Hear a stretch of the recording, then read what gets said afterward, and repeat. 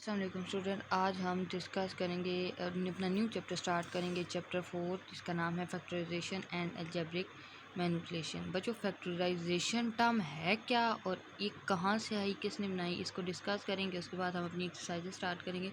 तो बच्चों, factorisation basically एक फेमस अमेरिका का फ़ोटोग्राफ़र था जिसका नाम था एंसिल आदम्स। उसने एक पिक्चर ली थी और उसने उनको स्टार्ट किया था पिक्चर। उन्होंने जिस ऑब्जेक्ट को रखा था उसको पी लेट किया था और जो कैमरे की इमेज थी वो उसको पी लेट किया था और उसकी फोकल लेंथ फाइंड की थी 1/f is equals to 1/p plus 1/q। तो ये बच्चों ये फार्मूला था, इस फार्मूले की ने इम्प्रूव किया था कि हम कैसे दो अलजेब्रिक एक्सप्रेशन को ऐड कर सकते हैं। तो सबसे पहले इसके लिए इसकी जो इजादात थी या इस टर्म को बनाने में सबसे पहला काम जिसने किया था वो एक अमेरिका का फ़ोटोग्राफ़र था जिसका नाम एंसिल आदम था और उसने अपने कैमरे के थ्रू एक फार्मूला बनाया था और जिससे उसने फिर दो एक्सप्रेशन को ऐड करने का जिक्र। अब फैक्टराइजेशन बेसिकली है क्या? सिंपल बच्चों, आपने बचपन में फैक्टराइजेशन देखी होगी। जैसा कि हमारे पास है 24, इसके हम फैक्टर बनाएंगे तो क्या बनेंगे? 6 4s बनेंगे, 2 × 3 × 2 फैक्टर्स बनेंगे। तो बच्चों ये जो थे बेसिकली एक ग्रेटेस्ट टर्म को ब्रेक करके स्मॉल टर्म्स में कन्वर्ट करने को हम फैक्टर कहते हैं। ये बच्चों हमने जो बचपन में 4-5 क्लासेस में फैक्टर पढ़ा था ये हुआ है। अब हम चूँकि 9th क्लास पढ़े हैं तो उसमें फैक्टराइजेशन क्या होती है कि लेट्स सपोज हमारे पास एक एक्सप्रेशन है x² - 4। इसको बच्चों जब हमने कन्वर्ट किया तो इसका आंसर आया x - 2 x + 2। तो बेसिकली ये सारे में जो प्रोसेस हुआ कि ये एक कम्प्लेक्स फैक्टर से कम्प्लेक्स एक्सप्रेशन से किस में कन्वर्ट हो गए? स्मॉलेस्ट एंड ईजी फैक्टर्स में। तो फैक्टराइजेशन बेसिकली क्या है कि कम्प्लेक्स एक्सप्रेशंस को ब्रेक डाउन करके उन्हें इजी फैक्टर्स में कन्वर्ट करने को हम क्या कहते हैं? फैक्टराइजेशन। नेक्स्ट है बच्चों हमारे पास algebraic expression. Algebraic expression basically क्या होती है? बच्चों अलजेब्रिक एक्सप्रेशन ये होती है कि आप डिफरेंट वेरिएबल्स को सम और सब्ट्रैक्ट करें, उसको हम क्या कहते हैं? Algebraic expression. अब वेरिएबल के ऊपर पावर भी हो सकती है, उसके साथ एक कोफिशिएंट भी हो सकता है और हमारे पास है। तो ये जो डिफरेंट वेरिएबल्स को ऐड करने का प्रोसेस है बेसिकली ये अर्थमेटिक होते हैं, इनको ऐड करते हैं, उसे हम क्या कहते हैं? Algebraic expression. अब बच्चों अलजेब्रिक एक्सप्रेशन बहुत से हिस्सों पर मुश्तमिल होती है। जो बच्चों अब हमारे पास देखा जाए तो ये 2 और x² है और ये एक 2 है। अब बहुत से बच्चे कहते हैं मैम ये भी कांस्टेंट है, ये भी कांस्टेंट। नो बच्चों, याद रखिएगा कांस्टेंट वो होते हैं जिनके साथ कोई भी वेरिएबल मल्टीप्लाई या डिवाइड नहीं हो रहा होता। मीन्स इसके साथ अब कोई x y z नहीं है तो इट्स मीन ये हमारे पास क्या है? कांस्टेंट। बच्चों ये जो 2 है ये कांस्टेंट कभी भी नहीं होता क्योंकि ये एक वेरिएबल के साथ मल्टीप्लाई हो रहा है। जो वेरिएबल के साथ मल्टीप्लाई होता है बेसिकली हम उसको कोएफिशिएंट कहते हैं। और बच्चों ये जो x है ये वेरिएबल है और ये जो पावर है इसको हम एक्सपोनेंट कहते हैं। इसको हम क्या कहते हैं? एक्सपोनेंट। अब बहुत से बच्चे हैं उनको समझ नहीं आता टर्म क्या होती है। तो टर्म बच्चों लेट सपोज हमारे पास एक वैल्यू है 2x² + y। तो इससे देखा जाए तो इसमें हमारे पास कितनी टर्म्स है? 1 और 2। लेट सपोज मैं लिखती हूँ 2x² y z³ r s p q ABC। तो बच्चों ये देखा जाए तो ये सारी एक टर्म है और आगे मैं जस्ट सिर्फ क्या लगाती हूँ? +1। तो अब ये बच्चों हमारी ये वाली जो एक्सप्रेशन पूरी बनी है ये हमारे पास कितनी टर्म्स बन गई हैं? 2 टर्म्स। तो बच्चों याद रखिएगा टर्म्स को जो सेपरेट करते हैं वो प्लस या माइनस ऑपरेशन होते हैं जो इनको सेपरेट करते हैं। यहाँ तक उम्मीद करती हूँ आपको टर्म्स अच्छे से समझ आएंगे। टर्म्स क्या होती हैं बेसिकली? अब ये इसमें मल्टीप्लिकेशन हो रही है, इट्स मीन ये सिंगल टर्म है, लेकिन जैसे ही हम इसमें प्लस या माइनस लगाते जाएंगे और आगे हम कोई कांस्टेंट ही लिखेंगे तो वो हमारे पास क्या होगी?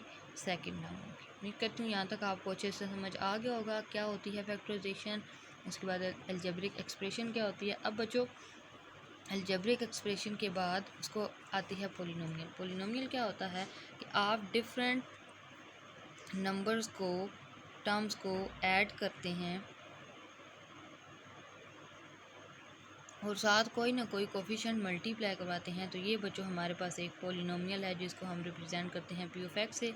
और जो बच्चों हाईएस्ट पावर होती है ना, अब जैसे इसकी कितनी है 3, हाईएस्ट पावर को हम डिग्री ऑफ पॉलिनोमियल कहते हैं, डिग्री ऑफ पॉलिनोमियल।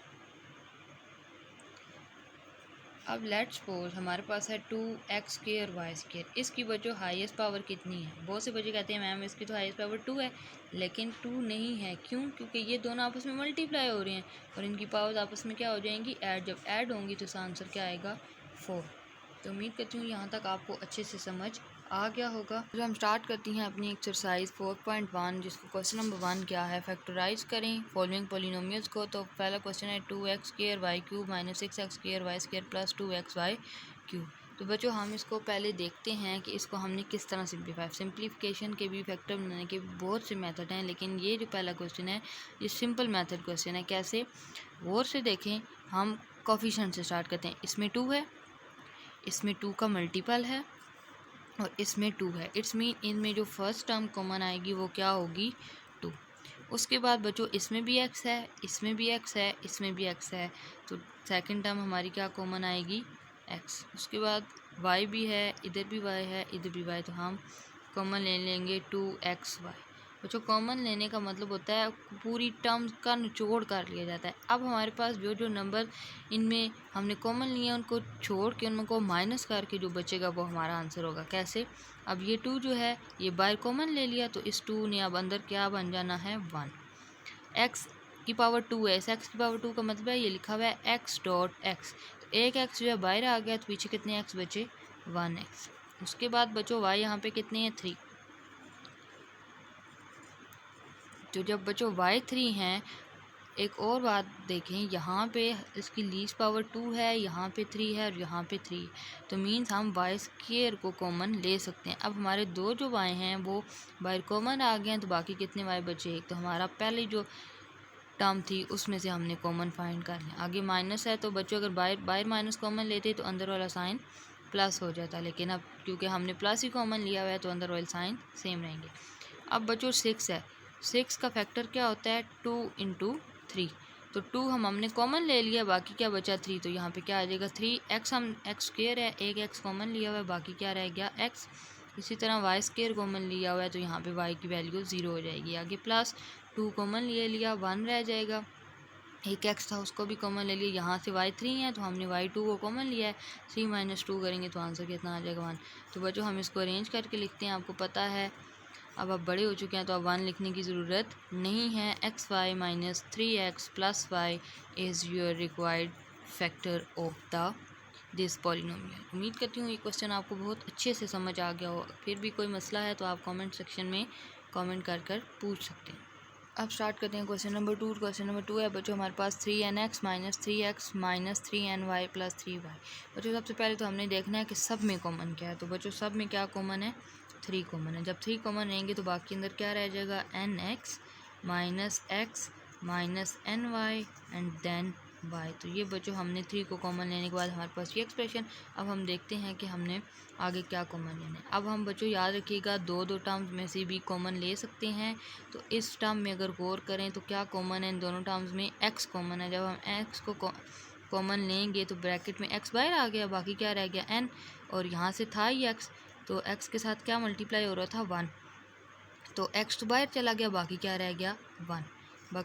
आगे बच्चों हम माइनस को कॉमन लेंगे क्योंकि हमारा पिछला फैक्टर क्या बना है n-1। तो इस फैक्टर को हमेशा आपको पता है अगले फैक्टर के इक्वल होना होता है, तो इसलिए हम जब माइनस को कॉमन लेंगे तो यहाँ पे हमारे पास माइनस कॉमन लेने से आपको पता है अंदर वाले सारे साइन चेंज हो जाए। अब यहाँ पे क्या कॉमन बन रहा है y। जब हम y को कॉमन लेंगे तो यहाँ पे पहले n के साथ माइनस था, अब n के साथ क्या हो जाएगा +n। यहाँ पे y के साथ 1 है और यहाँ पे प्लस है, प्लस जब हमने माइनस कॉमन लिया तो प्लस भी किस में कन्वर्ट हो जाएगा -1। तो ये बच्चों हमारा एक्सप्रेशन। अब बच्चों इस पूरी टर्म में हमने देखना है, अब हमारे पास एक ये टर्म है, एक ये टर्म है। अभी मैंने आपको थोड़ी देर पहले समझाया कि इनको प्लस या माइनस सेपरेट करते हैं कि कौन सी टर्म है। तो ये तो मल्टीप्लाई हो रहा है, तो ये एक पूरी टर्म है। तो अब इन पूरी टर्म में देखा जाए तो क्या क्या कॉमन है n-1 n-1। तो जब हम n-1 को कॉमन लेंगे तो बाकी हमारे पास क्या बचेगा x यहाँ पे 1 एक्स रह जाएगा और यहाँ पे क्या रह जाएगा -y। तो ये बच्चों आपके रिक्वायर्ड फैक्टर हैं इस पॉलिनोमियल के। उम्मीद करती हूँ ये क्वेश्चन भी आपको अच्छे से समझ आया होगा। ये बच्चों थोड़ी सी गंदा हो गया लेकिन खैर, ये क्या है x। क्वेश्चन नंबर 3 स्टार्ट करने से पहले बच्चों आपने अपनी क्लासेस में 6th 7th ग्रेड में ये पढ़ा होगा, हमारे पास एक फार्मूला होता है स्क्वायर का, बाइनोमियल स्क्वायर फार्मूला होता है। वो क्या होता है, a + b का होल स्क्वायर। इसको बच्चों कैसे ओपन करते हैं, हर एक टर्म का अलग अलग स्क्वायर, यानी a का भी अलग स्क्वायर, b का भी अलग स्क्वायर। अब चूँकि स्क्वायर है तो बच्चों यहाँ पे +2, अब दोनों टर्म्स आपस में क्या हो जाती है, मल्टीप्लाई। तो ये बच्चों हमारा कौन सा फार्मूला बनता है, स्क्वायर्स का फार्मूला बनता है। और बच्चों अगर यहाँ पे माइनस है तो सिर्फ क्या चेंजिंग आती है कि 2 के साथ माइनस आ जाता है। तो बच्चों एक क्वेश्चन बहुत इजी है, इसको हम सॉल्व करते हैं और आगे देखते हैं कि क्या हमारा आंसर आता है। क्वेश्चन नंबर 3 है बच्चों हमारा 18x4 + 108x² y² + 162y4। तो बच्चों सबसे पहले तो आप 4 से अगर देखें तो इसमें क्या कॉमन है, इसमें ये 18 है, ये भी 18 के टेबल में आता है और ये भी 18 के टेबल में आता है। तो हम जब 18 को कॉमन लेंगे तो बाकी हमारे पास क्या रहेगा, तो बच्चों जब 18 को कॉमन लेंगे तो ये 18 1 था, तो यहाँ पे सिर्फ क्या रह जाएगा x4। उसके बाद बच्चों जब 108 तो 18 6 बच्चों 108 होता है x² y² प्लस, और ये होता है 18 9 162। तो ये हमारे पास क्या फैक्टर बन गया 18, और के जो फैक्टर आए हैं वो ये हैं। अब बच्चों हम इसको बाय फार्मूला सोल्व करते हैं। आपको पता है फार्मूला बनाने के लिए आपको पहली टर्म x4 है तो हम इसको ऐसे लिख सकते हैं x² का स्क्वायर। अब ये a की वैल्यू है, जैसे हमारे पास फार्मूला होता है ना a² + b² + 2ab। अब हमारे पास a की जो वैल्यू है वो क्या है x², उसका मज़ीद आगे क्या बनेगा स्क्वायर। तो ये क्या है x² का स्क्वायर, आगे क्या आता है +b का स्क्वायर। तो b का स्क्वायर क्या होगा, 9 किसका स्क्वायर होता है 3, और y4 है तो हम उसको लिख सकते हैं स्क्वायर का स्क्वायर।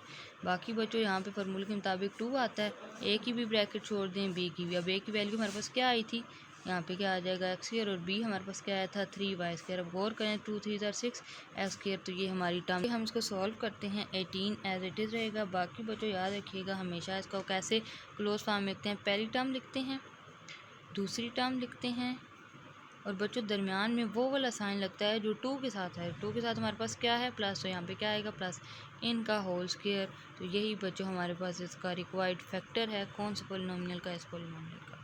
फिर से बच्चों एक बार देखें, हमारे पास फार्मूला है a² + b² + 2b। जब हमने 18 को कॉमन लिया तो हमारे पास बचा था x4 6x² y² + 9 4। तो बच्चों अब a की वैल्यू हमारे पास इस एक्सप्रेशन के मुताबिक क्या बन रही थी, x² का स्क्वायर।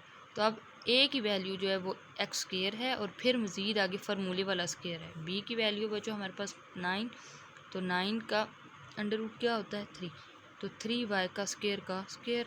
बाकी हमें ये नहीं बनाने की आती तो इसका आसान तरीका ये, आप 2 लिखें, ब्रैकेट्स की जगह छोड़ें, पहले x वाले पॉइंट पे x की वैल्यू पुट कर दें और b वाले पॉइंट पे b की। तो आप देखेंगे हमारा फैक्टर बिल्कुल ठीक बनता है। ये देखें 2 3 6 x² y²। तो इट्स मीन हमारा ये फैक्टर बिल्कुल ठीक है। ये फैक्टर ठीक आने का मतलब है कि ये एक परफेक्ट स्क्वायर है। जब हमने इसको लिखने का क्या तरीका है, हमेशा पहली टर्म ऊपर वाला स्क्वायर नहीं, अब आपने देखा आपने जो अंदर ब्रैकेट के अंदर है वो स्क्वायर लिखा। क्वेश्चन नंबर 4 है बच्चों हमारे पास k + 2 का स्क्वायर -8 k + 2 + 16। बच्चों इस नंबर के साथ इस तरह कोई माइनस हो रहा है तो आपने हमेशा समझना ये दरमियान वाली टर्म है, मीन्स जो फार्मूले में 2ab होता है ना, ये वो टर्म है। अब जिसका स्क्वायर बना हुआ है वो आपको पहली है तो वो कौन सी वैल्यू होगी a की, और जो अगली है वो किसकी होगी b की। तो हम स्टार्ट करते हैं। तो a की वैल्यू हमारे पास फार्मूला हमारे पास क्या होता है a² + 2ab + b का स्क्वायर। अब a² की वैल्यू हमारे पास क्या है k + 2 का स्क्वायर -2 फार्मूले वाला, a की ब्रैकेट भी छोड़ दें और b की, क्योंकि अभी हमें इनकी वैल्यूज़ नहीं पता। आगे हमारे पास 16 है, तो 16 हमें पता है किसका स्क्वायर होता है 4 का स्क्वायर। तो ये हमने, अब हमें a की वैल्यू भी बच्चों पता चल गई, b की भी। तो अब आसान तरीके हम यहाँ से उठाएंगे b की वैल्यू, यहाँ पुट करेंगे, यहाँ से उठाएंगे a की वैल्यू, तो हमारे पास इसका परफेक्ट स्क्वायर बन जाएगा k + 2। और यहाँ पे हम देखें 4 2 8 एंड k + 2, इट्स मीन हमारा कंप्लीट है। तो हमारा क्या फैक्टर बनेगा k + 2 और यहाँ पे हमारे पास दरमियान में यहाँ पे माइनस है, तो दरमियान में क्या आएगा माइनस, और यहाँ पे क्या आ जाएगा 4 का होल स्क्वायर। अब जो हम इसको सिंप्लीफाई करते हैं, सिंप्लीफाई करेंगे तो k+2 माइनस 4 का होल स्क्वायर। तो सिंप्लीफाई करने के बाद ये क्या बन गया, प्लस माइनस माइनस 4 में से 2 गए 2 का होल स्क्वायर। तो यही बच्चों हमारा आंसर है। फिर देख लें यहाँ पे हमारे पास a की वैल्यू क्या थी k+2 और b की वैल्यू क्या थी, और दरमियान में साइन कौन सा रखता है, जो 2 के साथ क्या था माइनस। तो ये क्या बना k+2 और -4 प्लस माइनस माइनस बड़ी वैल्यू वाला साइन लगता है, तो 4 में से 2 गए 2 का होल स्क्वायर। तो ये बच्चों हमारा रिक्वायर्ड फैक्टर है किस पॉलिनोमियल का, k+2 - 8k+2 + 60। क्वेश्चन नंबर 5 है बच्चों हमारे पास 9x² + 4 - 169y² - 12। अब बच्चों हम इसको सॉल्व करते हैं। देखें यहाँ पे x² है, यहाँ पे y² है, तो हमने तो फैक्टर x वाले पढ़े हुए हैं, ये तो बहुत रेयर केसेस में था। लेकिन अगर हम इसको सॉल्व भी कर देते हैं किस ज़रूरत, लेकिन ये 12x कहाँ जाएगा, तो इसलिए पहले हम इसको अरेंज करेंगे। पहले हम x वाले एक तरफ करते हैं, तो 9x² - 12x + 4 और आगे -169 y का स्क्वायर। अब बच्चों हम इसके बनाते हैं फैक्टर और फार्मूला हमने क्या पढ़ा हुआ है, a² - 2ab + b स्क्वायर। अब चूँकि यहाँ माइनस है ना, तो इट्स मीन हमारा कौन सा फार्मूला लगेगा, -1। 9 किसका स्क्वायर है, 3। अब 3 का अलग स्क्वायर, x का अलग, तो इसका बन जाएगा होल स्क्वायर। -2 फार्मूले वाला a की जगह भी छोड़ दें, b की जगह भी, और आगे बच्चों 4 है। 4 किसका स्क्वायर होता है, 2 का, तो ये बच्चों हमारे पास 2 तक का स्क्वायर हो गया है। आगे हमारे पास 169 y², 169 का किसका स्क्वायर है बच्चों, 13, और y का भी स्क्वायर है, तो y का होल स्क्वायर। अब ये एक अलहदा स्क्वायर बनेगा और ये एक अलहदा बनेगा। अब a की वैल्यू हमारे पास क्या थी, 3x, और b की क्या थी, 2। 2 2 ज़ार 4, 4 3 ज़ार 12x बन गया। तो बच्चों हमारे पास अब इसका क्या स्क्वायर बनेगा, पहली वैल्यू हमेशा और फिर एंड वाली, तो 2 है, दरमियान में साइन माइनस का होल स्क्वायर, -13y का होल स्क्वायर।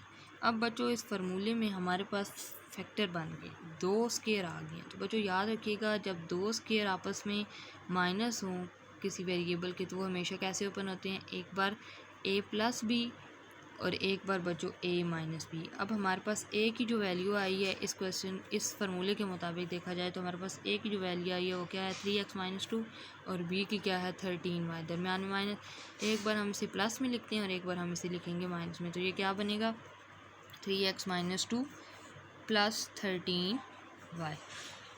दूसरा बच्चों हमारा क्या बनेगा, 3x - 2 - 13y। तो ये बच्चों हमारे पास क्वेश्चन सॉल्व हो गया है। क्या आंसर है, 3x - 2 + 13y, 3x - 2 - 13y। बच्चों यहाँ पे अगर ये सिंप्लीफिकेशन हो सकता है तो हम इसको सिंप्लीफाई करेंगे, अदरवाइज़ ये वाला क्वेश्चन सिंप्लीफाई नहीं हो सकता, तो हम इस क्वेश्चन को मज़ीद आगे सॉल्व नहीं करेंगे। इसमें 2 फार्मूले यूज़ हुए हैं, एक फार्मूला यूज़ हुआ है a - b का होल स्क्वायर, और दूसरा बच्चों फार्मूला यूज़ हुआ है a² - b²। इनको आप यहाँ पे साथ मेंशन भी कर सकते हैं कि हमने इस स्टेप में ये वाला किया। बाकी बच्चों आपको कोई कन्फ्यूजन है तो आप रब्ता कर सकते हैं, पूछ सकते हैं। नेक्स्ट बच्चों हमारे पास क्वेश्चन नंबर 6। क्वेश्चन नंबर 6 है x² - 1 y + 1 - y + 3 x² - 1। अब बच्चों फिर वही बात कि अब ये वाली एक पूरी टर्म है और फिर ये नेक्स्ट टर्म है, यानी सेकंड टर्म है। दरमियान में माइनस है, तो इससे हमें पता चल रहा है ये फर्स्ट टर्म है और ये सेकंड।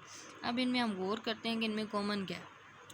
यहाँ पे देखा जाए तो x² - 1 और यहाँ पे भी क्या है, x² - 1। जब बच्चों हम इनको कॉमन लेंगे, तो जब ये कॉमन आएंगे तो बाकी क्या बचेगा, y + 1 - y + 3, क्योंकि x² - 1 हमने कॉमन ले लिया। इसको सिंप्लीफाई करते हैं तो ये बनेगा x² - 1, ये रह जाएगा y + 1 minus plus minus -y plus minus यहाँ पे क्या आ जाएगा 3। अब बच्चों को सॉल्व करेंगे तो y से कैंसिल, क्योंकि ये प्लस है, ये माइनस, तो कैंसिल हो जाएंगे। बाकी बचेगा x² - 1 प्लस माइनस, तो यहाँ पे क्या आ जाएगा -2। इस 2 को हम जब मल्टीप्लाई इसके साथ करवाएंगे तो ये बनेगा -2 x² माइनस प्लस 2 1 ज़ार 2। यहाँ तक बच्चों आपको अच्छे से समझ आ गई, ये भी आंसर ठीक है। लेकिन अगर आपने बुक वाला आंसर लाना है तो फिर आपने क्या करना है, इस फार्मूले को ओपन करना है। तो ये क्या फार्मूला बनेगा, x²